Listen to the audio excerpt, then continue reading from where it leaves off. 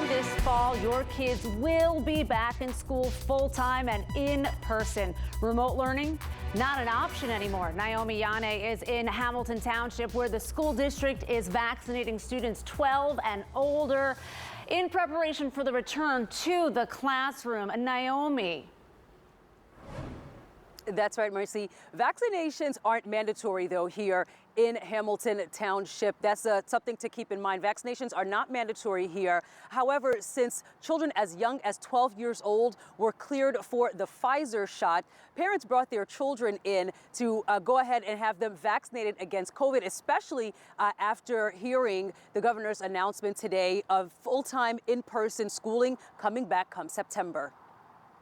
I just feel safer with him, being at least a little bit protected. And last name, please. Parents lined up with their children at Crockett Middle School so their kids can roll up their sleeves and get their first doses of Pfizer. I just want to be able to, send her to school and not have to constantly worry about somebody else bringing COVID around. Earlier today, Governor Murphy announced full-time in-person instruction would be back in time for back to school in September.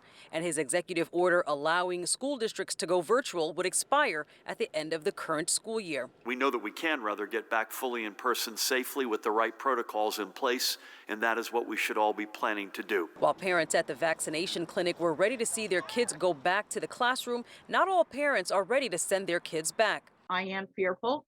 I don't know what to expect. I know my daughter can die if she contracts COVID.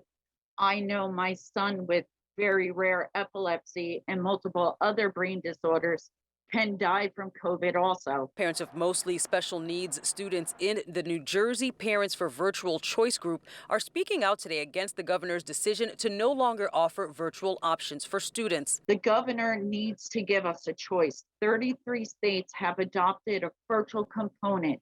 California was the first blue state to adopt the virtual component, and we really need him to follow, because in-person isn't for everybody. Today's announcement also included the removal of full-time remote learning, and parents will no longer have the option to opt out of in-person learning for their kids. And Naomi, is there a plan in place for parents of students with those special needs or for students who might be immunocompromised?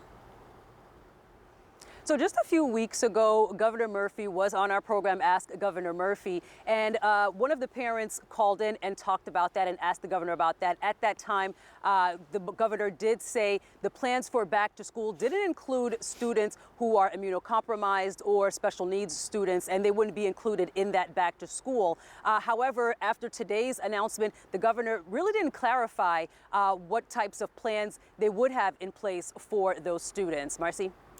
All right, thanks so much, Naomi Yane, for us there in Hamilton. Thanks a lot.